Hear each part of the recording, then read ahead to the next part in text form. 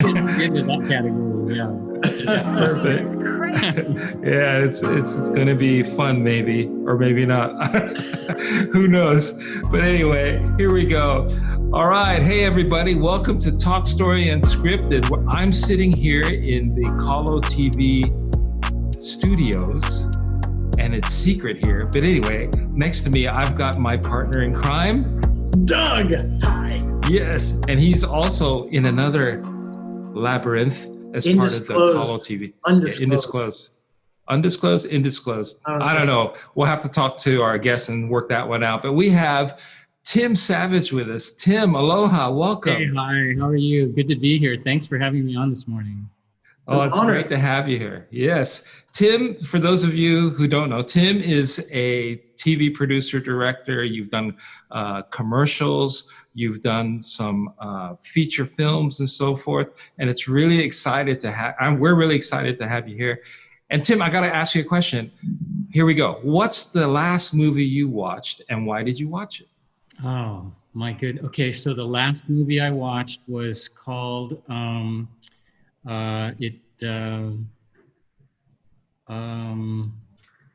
shucks. I just purchased it. It's a movie about Moby Dick.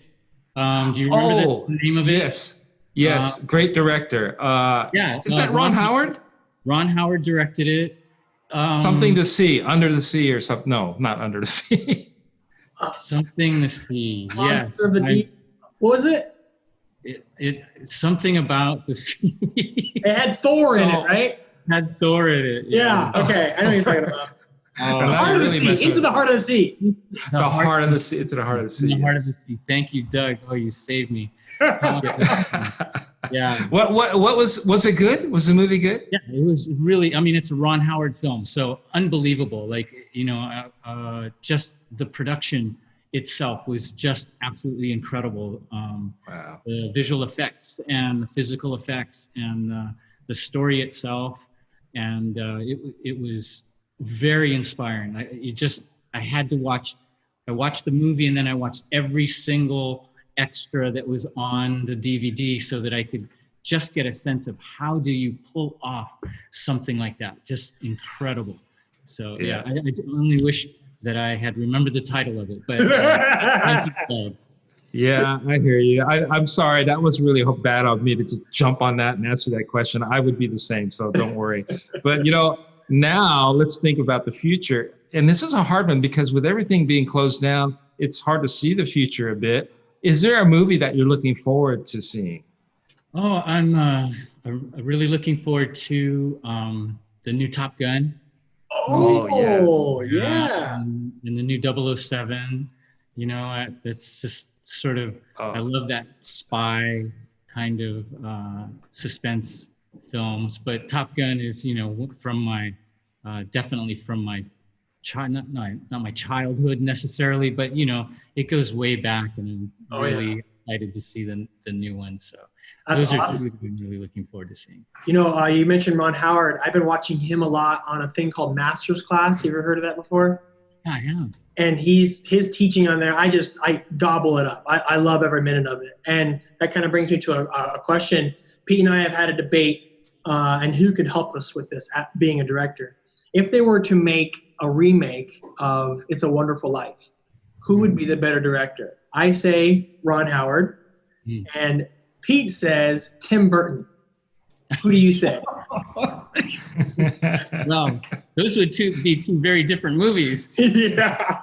It's up to you, Tim. It's up to you, man. Come on. I mean, It's a Wonderful Life. That has a very special place in my heart. I would have to agree with Doug. I think Ron Howard would probably do something a little more with my vision in mind.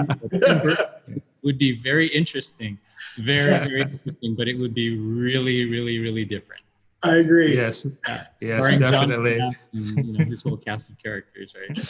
Yeah. Hey, have you ever found yourself so you just watched the Ron Howard movie, and any movie you watch, and it happens with me, and now with my wife, unfortunately, she hates me for this, but you start watching movies, if you've been in any kind of production or directing, now you're totally critical. You're watching everything. You're watching how the story unfolds. You're watching the technical stuff.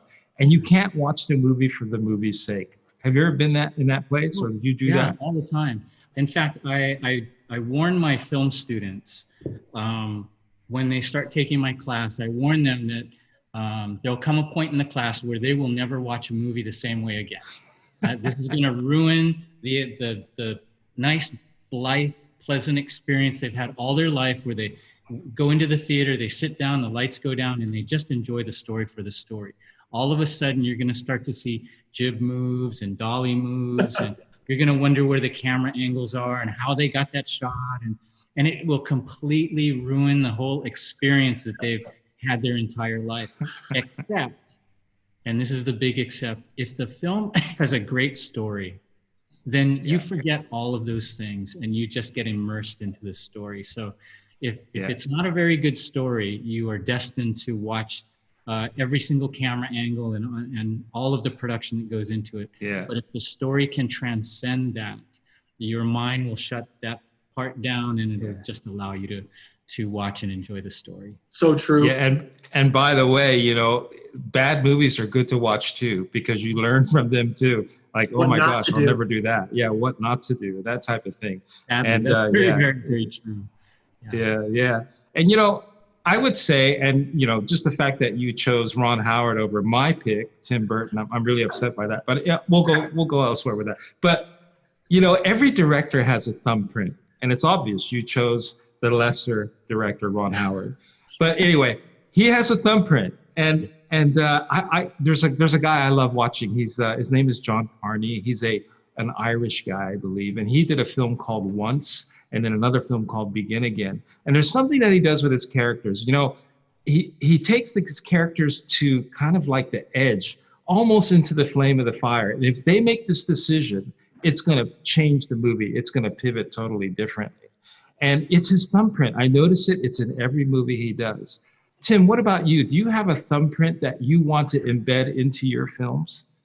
Well, yeah, I would have to say that, you know, the projects that I work on, I really look for stories that motivate people to live a better life, that should motivate them toward higher morals, and that they can make a difference. And I really want the projects that I work on to be different than a lot of what we're seeing out there right now. There's just so much out there right now that I think is inappropriate for our kids and even for adults. And if we don't provide them really great entertainment as an alternative that has, you know, good morals, good story, inspiring, then I think it'd be really a shame. You know, I think we really have to put out great stories for people to have a choice to see something great, something good.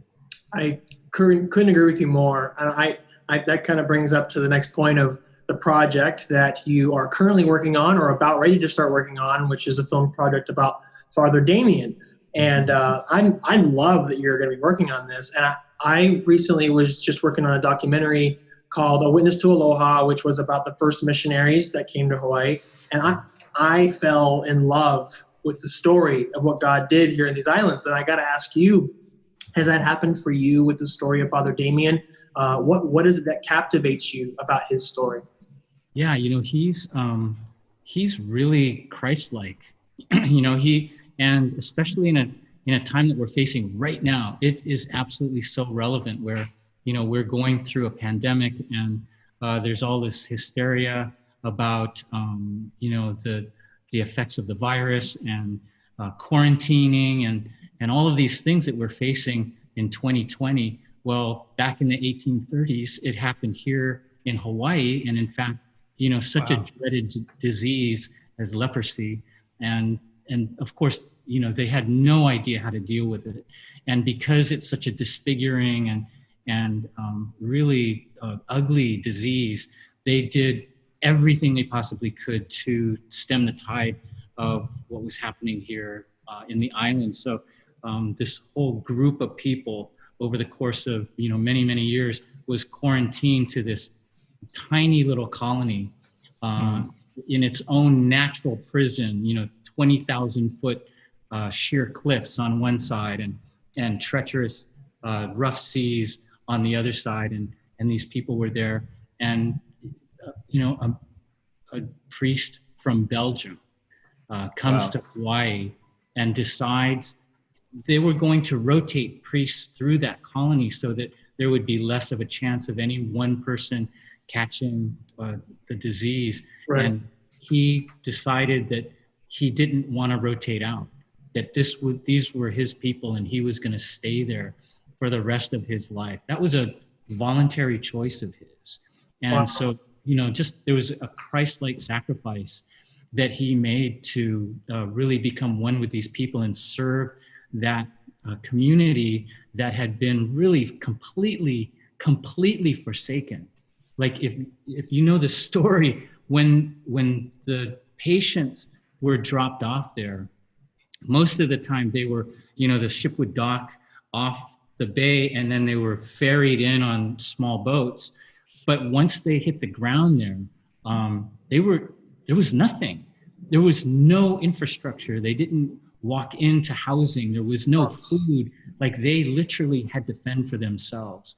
And the community that grows up out of that, again, it's sort of like, if you look at what's happening in Seattle, and right, there's this community that's been quarantined off that, the people are kind of taking over, like what happens in those communities, right? It's sort of the survival of the fittest, and the biggest and the strongest have the power, and those children and the weak are brutalized and taken advantage of, and that's what happened here in Kalaupapa. And so it was just the wild west there, and they lacked any kind of spiritual direction and structure. And so when Father Damien walked in, that's what he walked into.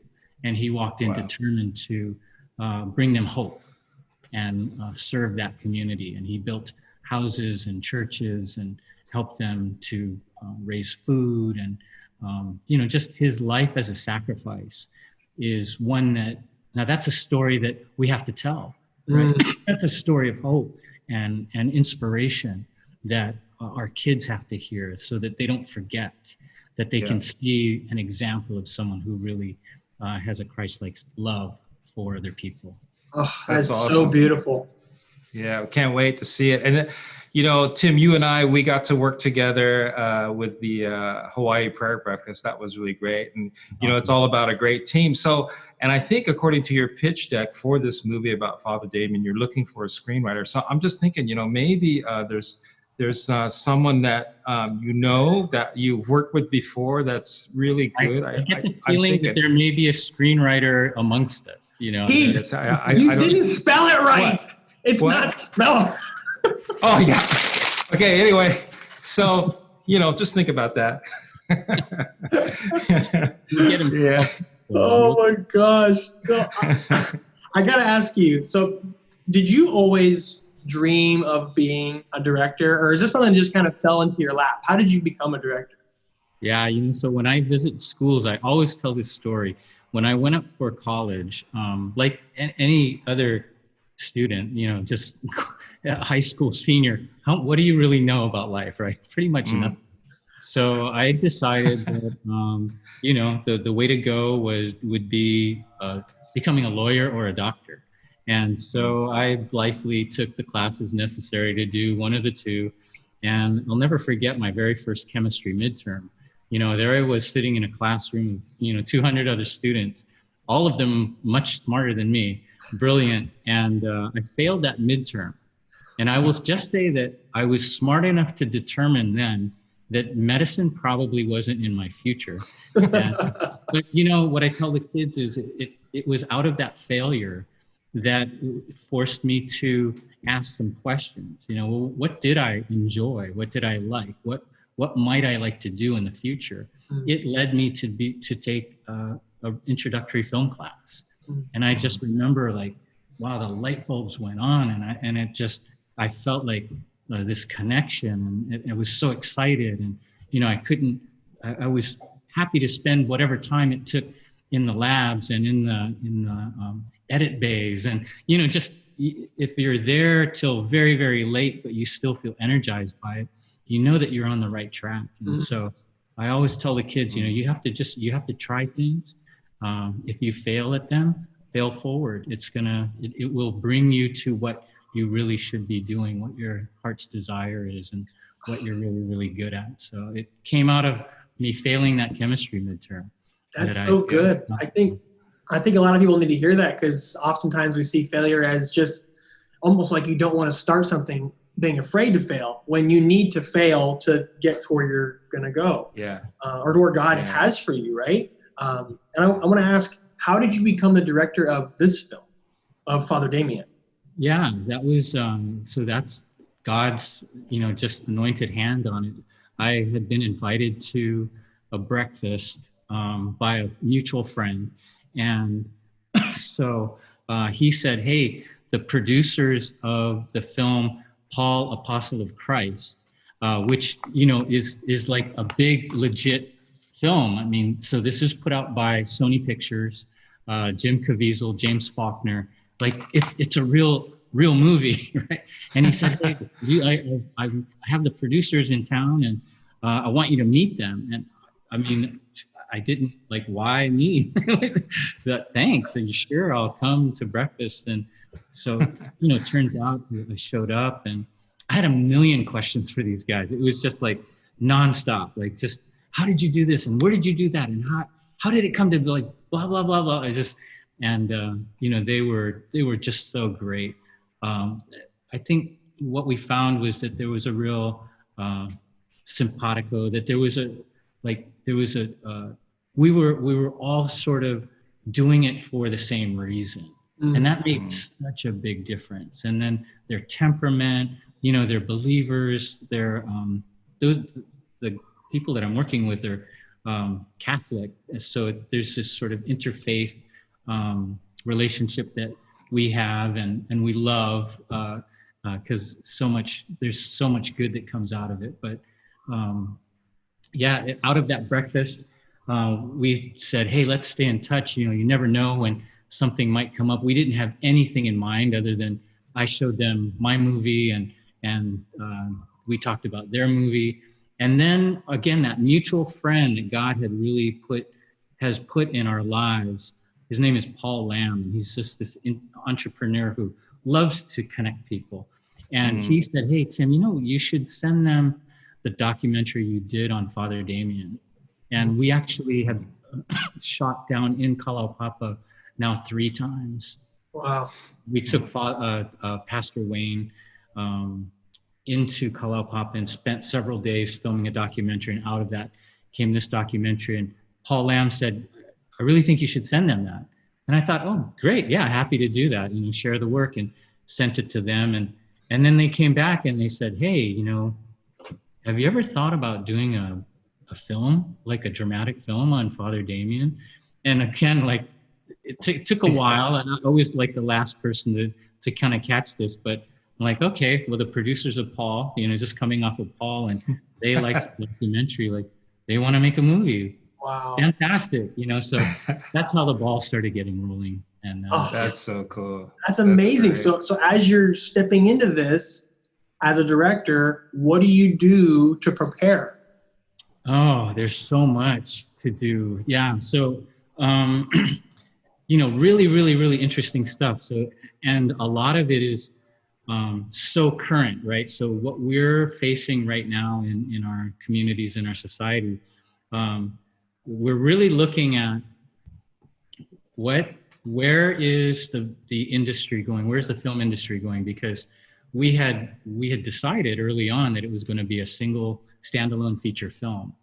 But if you're like me and my family and like most people right now, we're watching a lot of limited series.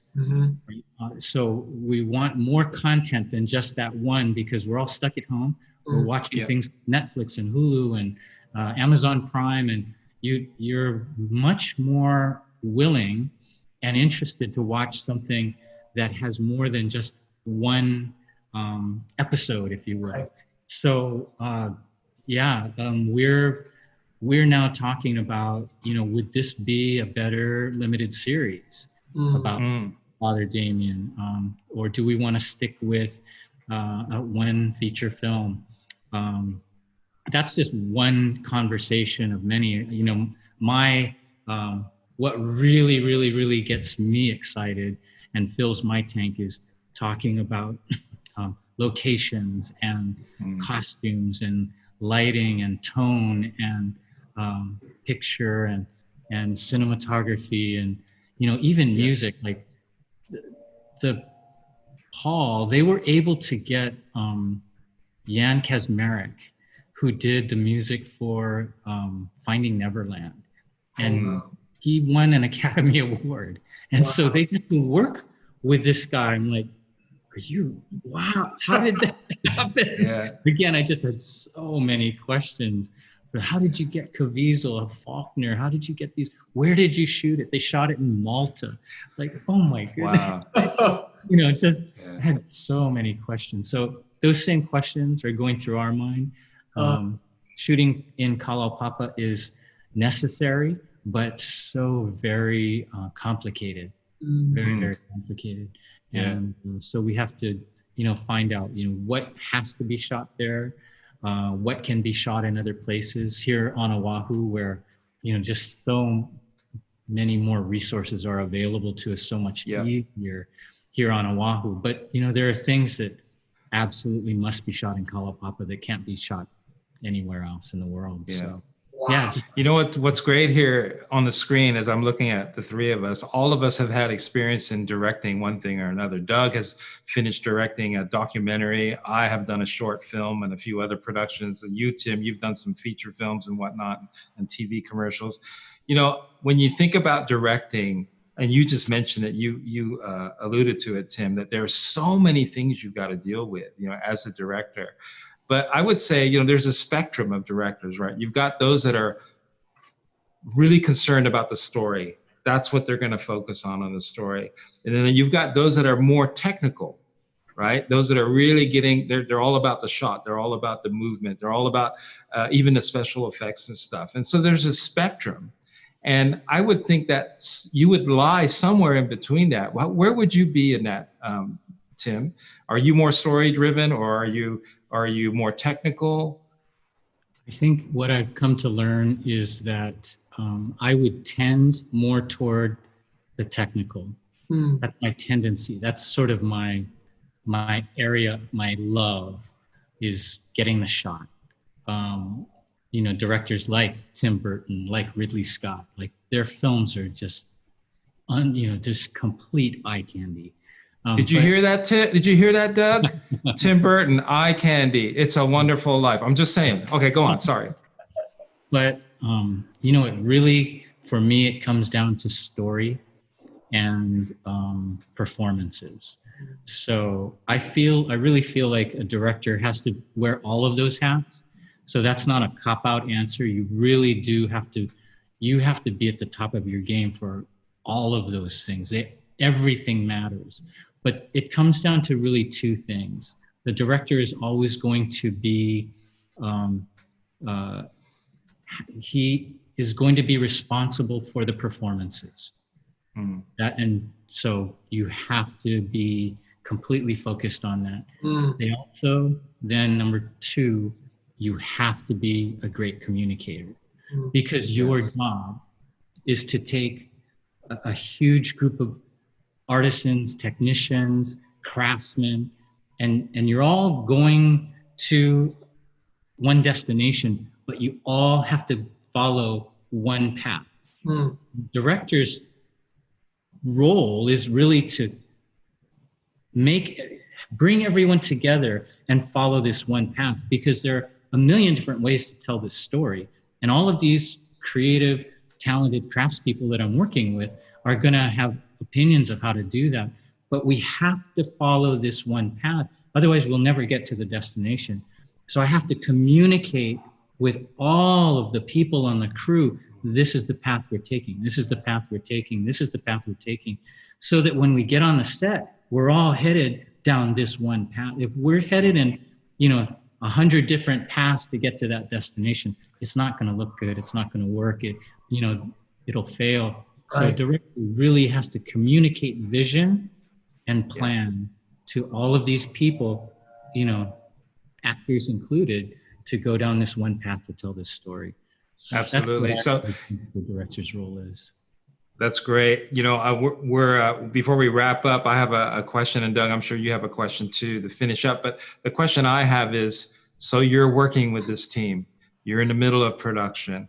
There's a lot of money being spent. Everybody's getting paid and whatnot, and it's you just finished shooting a scene. You go and look at it in playback. Thank God for digital, right? And you can look at everything, and then you think it doesn't work. Mm. Have you ever been in that situation, and what do you do? How do you deal with that? Yeah, that's a tough one. I have been in a couple of awkward situations like that where maybe something I was wanting wasn't exactly what the client or the agency in a commercial, wasn't thinking. And I guess in a commercial, it's a little easier. At least it's clearer because there is a client. There's someone who's paying the bills. And yes, I was hired to direct and I was hired to bring my vision to it, but ultimately what I'm doing has to serve them. So I think on a feature, it may be different, but at least on paid work, it's a clear path. Like, okay, well, what does the client really want the outcome to be, whatever the outcome is? And then how do we change what is not working to serve that purpose? And maybe that's really the key is we have to look at, okay, what's the outcome that we want of any project so that we can then, however we have to change this, turn this one way or the other so that it serves that purpose. Yeah, it's very much like you mentioned, it's story, right? Story is what's going to drive it. Yeah, it's good. Thanks. So you, Tim, you directed a film called Under the Blood Red Sun, which is awesome. And I wanted to ask you, what was a takeaway for you from putting that film together, from directing that you're going to bring into your next film, Father Damien? Oh, let's see. That was such a great experience. A lot of takeaways from that. It's hard work. It's worth it. It's rewarding. That helps you get through the battle of production and then the war of post-production. I have such great memories of that, and that really serves to kind of buoy my spirit. Like, the point at which you cut a scene together that you've spent all this time in pre-production and then shooting it, and now you've edited it. And then when you start laying in music to your scenes, and it just takes it to this other, just another emotional level. Right. I mean, there's nothing like that. There's nothing like that feeling. So just remembering, those times that I treasured during the process as we venture to get our Father Damien's story launched moving forward. That's we were just actually watching a documentary regarding the Mandalorian, the Star Wars series, and they were talking about music, and one of the producers says, there are some directors that connect with their composer straight away and actually have the composer there with the music as they're filming, they're writing, but the director's also getting a feel for the music as well. That would be something that would be interesting. Maybe you can have that in Father Damien. Wouldn't that be amazing? Yeah. It definitely, one informs the other. So you just, whatever you start with, the other should inform it. So if you have the ability to have the music while you're filming, it just makes everything better. Absolutely. For me, sorry, Doug, for me, it's like, it's one of those things, music's one of those things that if it's working, it works so well, but it doesn't draw attention to itself. But when it's not working, you're like, what's with this music? And it totally brings attention. You forget about the story. It's driving you nuts. Do you experience that, Tim? Yeah, no, it has to be just right. That's for sure. Yeah, that's what always hoping. And sometimes, again, on like when we were working on Red Sun, I was working with an incredibly talented composer he's one of our musical directors at the church. And the guy is he's brilliant. He's, just God gifted, like unbelievably talented. And, 90% of what he did was like perfect and worked. And then there's that 10% and you lay it in and you're like, I wonder what he was thinking.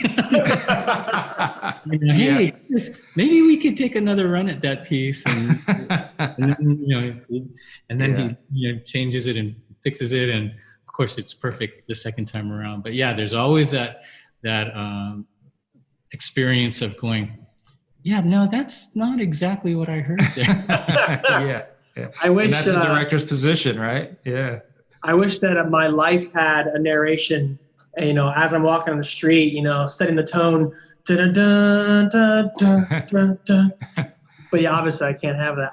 I wanted to ask you a question, Tim. I was recently reading the screenplay of one of my favorite movies, which I'm not going to mention, Fury. And Fury. As I'm reading through it, I'm watching the movie, and I noticed that there was a lot of things from the screenplay to the final film that were changed. Lines that weren't in there, lines that were added, scenes that were not, were taken away. And as I'm reading through that, my curiosities are going. Was this an improvisational move by the actors in the moment? Was this a choice made in the script by the director on the set? Was this something done in the editing bay, post-production, to take this out completely? As a director, where do you see the most changes, if any, for yourself for the script, from script to screen? I think if the question is, where are most of the changes made, I would say that most changes come probably in editing. And the practical reason for that is when you're out on location with, however large or small your crew is, that's where you're spending the most amount of money the fastest. Yeah. That's where you have to be as efficient as possible. So on a really big budget film, they're not, a day or two here or there doesn't affect them very much. But on a small independent film, every single minute of every day of your shooting schedule is you must get things done constantly. So it's unlikely that you're going to be very willing to change things dramatically on a shoot. You kind of need to stick to the game plan so that you can get done what you need to get done. Then once you get into the edit bay, you do have the clock isn't ticking as quickly. The money isn't being burned through as quickly. You can take some time and determine, hey, what if we move this scene here and then do we really need the last half of this scene or the first half of the other scene? Is it better storytelling just to leave some ambiguity so that the audience can figure something out on their own? Because we all love to do that, right? We love to be to come to some revelation while we're watching, rather than just being spoon-fed. So all of that to say, I would say, changes happen from the minute the screenwriter lets the screenplay out. There's change happening, and sometimes it happens before the shoot. Sometimes it happens on the shoot. Like, that just doesn't sound right to me. Like, maybe let's make it your own. How would you say it? Or try it this way. And then editorial, I've seen a lot of change happen there. Yeah, I remember when working on my short film, there was a fight scene in it, and I was editing it, so we shot everything. It was like a 12-hour shoot in the middle of the night, well, from 6 to 6 type of thing. And when I got to start editing it, the fight scene was rough. I had to speed things up, I had to slow things down, and then I realized I can't put this thing together. There were some shots that were missing.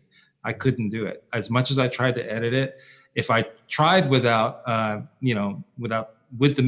missing pieces, it would just look corny. So I literally had to go out and shoot again. And thankfully the location was like, yeah, you're fine. So we spent probably another 4 or 5 hours just grabbing these pickup shots that we needed to do. And you know what that's like, Tim, right? It's like, oh no, if you're on a budget, it's like, oh my gosh, I got to spend more money, right? That's right. That's right. Could you imagine being on the set of like Avengers or something? And we forgot this one shot of the bad guy doing this one thing. Bring everybody back. Does that happen? Yeah. I don't know if that even exists. Yes. That happened. Yeah. Absolutely. Yeah. I'm glad. Yeah, that's I why would you hate have to be the guy that falls on. Sorry guys, messed up. If you know who it falls on the director. And sadly, everything falls on it. So Tim, it's your fault. Now we're really looking forward to seeing how this production goes. And again, if you need help, I have somebody who's really good at English, screenwriter, and or extras. We got Doug here. He looks totally Hawaiian or you're Belgian, right? Aren't you Belgian? Yeah, I think you are. No. I'm German and American Indian. So same thing. Pass that German on. American Indian. Yeah. Father Damien. There you go. Our next Father Damien. Yeah. I really appreciate you being on Talk Story Unscripted. This has been great and so much fun. I love talking about film and we really appreciate your time and for those who want to know more about Tim and what he does, Tim is actually, are you called a creative pastor? Is that what your title is at New Hope? I'm the media ministry leader. Yeah, that's my title. That's awesome. So if you want to see any of his stuff, make sure you check out New Hope. Check out the link here on the screen. And we actually have Tim's stuff playing here on Colo TV too. In regards to New Hope. We just saw a couple days ago the thing you were talking about with Father Damien, with Pastor Wayne being down there. It was just on Colo a couple days ago. Oh, fantastic. Yeah. That's awesome. That's awesome. So again, Tim, thanks so much for your time, and we look forward to hanging out with you some more. God bless you guys. Thanks so much for having me. I appreciate it. It was fun. God bless you, Tim. God bless.